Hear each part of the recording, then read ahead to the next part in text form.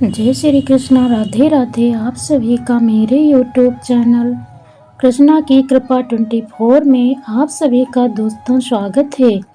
आइए आज के दिन हम आप सभी को महाभारत की ऐसी कथा सुनाएंगे जिसमें सुनकर आप सभी लोग दंग रह जाएंगे। कहानी ऐसी है जिसमें मृत राजा के साथ मिलने से रानी को 7 पुत्र हुए। इस पर देखिए साइंस क्या विचार करती है, आइए जानते हैं। महाभारत में एक ऐसे प्रतापी राजा का जिक्र है जिनकी मृत्यु के बाद उनकी रानी पुत्र हासिल करने के लिए मृत शरीर का मिलन करना पड़ा, जिससे उन्हें 7 बेटों का जन्म हुआ। महाभारत में एक ऐसे राजा थे जिनका नाम विभुस्तास के तौर पर किया गया है। इसके साथ ही एक कहानी जुड़ी हुई है कि उन्होंने अपार शक्तियां हासिल की थी। जब उनकी मृत्यु हुई तो वह संतान विहीन थे। राजा रानी के राजा के मिलने से कई पुत्रों का जन्म हुआ। महाभारत के इस प्रतापी राजा का जिक्र राजा पांडु यानी पांडवों के पिता हैं, अपनी बड़ी रानी कुंती से किया था। पांडु को श्राप मिला था कि जब वह पत्नी के साथ संसर्ग करेंगे तो तुरंत उनकी मृत्यु हो जाएगी। दोस्तों, ये श्राप राजा को इसलिए मिला था क्योंकि हिरण प्रेम में लीन हिरणों की जोड़ी को राजा ने अपने बाण से शिकार करके मार डाला था। पांडु को मिला था तभी ये श्राप कि जब वे संसर्गत स्थिति में होंगे तब उनकी मृत्यु हो जाएगी। तो उनके साथ भी होगा। जब भी वह पत्नी के पास प्रेमरत होने जाएंगे तुरंत उनकी मृत्यु हो जाएगी। अब पांडु को कोई संतान पैदा नहीं कर सकते थे क्योंकि उन्हें डर था कि कहीं मेरी मृत्यु ना हो जाए। अब वे संतान विहीन थे। वो अपनी दोनों पत्नियां कुंती और माद्री के साथ वन में रहने लगे। राजा पांडु को वन में रहने के दौरान संतान नहीं होने की उन्हें बहुत चिंता सताती थी। एक दिन उन्होंने एकांत में कुंती से कहा, तुम संतान प्राप्ति की कोशिश तो करो। आपातकाल में स्त्रियां उत्तम वर्ण के पुरुष या देवर से पुत्र प्राप्त कर सकती हैं। खुद राजा पांडु धृतराष्ट्र के विदुर का जन्म इसी तरह ऋषि व्यास के संसर्ग से हुआ था। कुंती से पांडु ने कहा।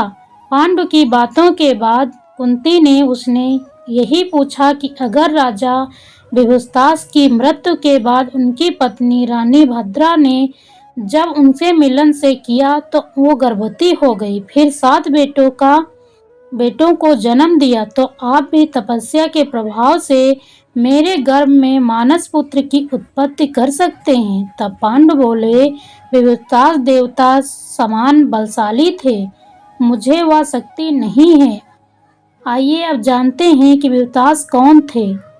राजा विभुस्तास और उनकी रानी भद्रा वो चंद्रवंश के राजा शंकर की पुत्र थे। विभुस्तास ने राजा कच्छिवत की पुत्री भद्रा से विवाह किया, जो अपनी सुंदरता के लिए प्रसिद्ध थी। महाभारत में विभुस्तास को एक धर्मी राजा बताया जाता है। दोस्तों, कहा जाता है कि उनसे एक महान बलिदान किया था। एक महान बलिदान किया था जिसमें इंद्र के नेतृत्व में सभी आकाशीय देवता आए थे। इस बलिदान के बाद विभुस्तास ने महान शक्ति प्रदान की थी। उनको जब वह बलिदान किए तो उनको महान शक्तियां प्राप्त हो गईं। उन्होंने अश्वमेध समारोह के माध्यम से सभी दिशाओं में राज्यों पर विजय प्राप्त की। कहा जाता है कि उन्होंने अपना अधिकांश धन ब्राह्मणों को दान कर दिया था। उनका विवाह भद्रा से हुआ था जिससे वो बहुत प्यार करते थे। रानी भद्रा को उस समय भारत की सबसे सुंदर स्त्री माना जाता था। उनके कोई संतान नहीं थी।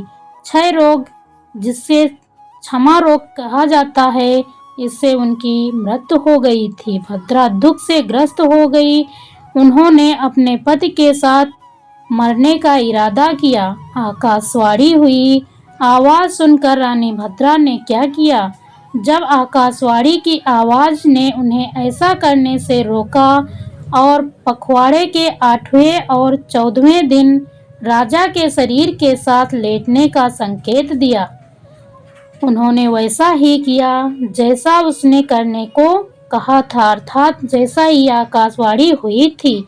उस संभोग से भद्रा ने 7 पुत्रों को जन्म दिया।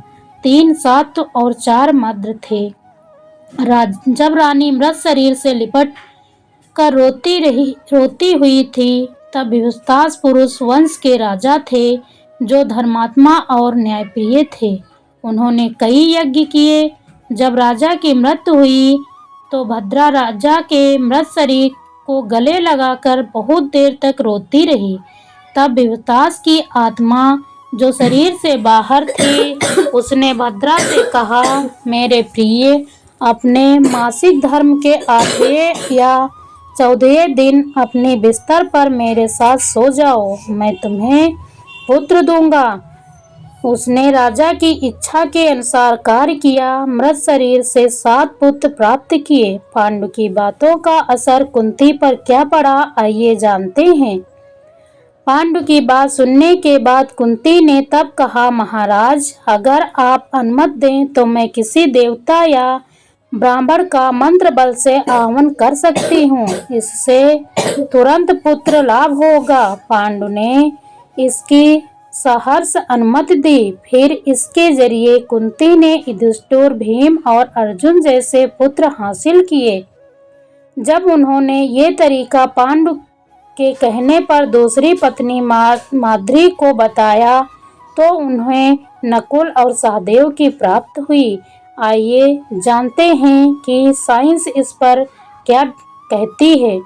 एक अध्ययन के दौरान मिले साक्ष्यों को आधार मानते हुए वैज्ञानिकों की एक टीम ने यह दावा किया कि इंसान की मौत के 48 घंटे बाद तक उसके शुक्राणु गर्भधारण के लिए इस्तेमाल किए जा सकते हैं और इससे स्वस्थ बच्चे पैदा हो सकते हैं। यह अध्ययन जर्नल ऑफ मेडिकल एथिक्स में प्रकाशित हुआ है। इसमें दावा किया गया है कि इंसान की मौत के बाद उसके शुक्राणुओं को स्पर्म बैंक में जमा किया जा सकता है।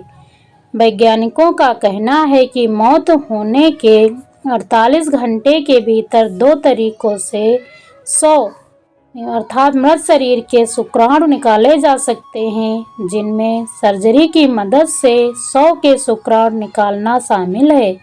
बाद में इसे फ्रिज में प्रिज्म करके रखा जा सकता है। वीडियो पसंद आई हो तो लाइक और कमेंट करें। Thank you so much.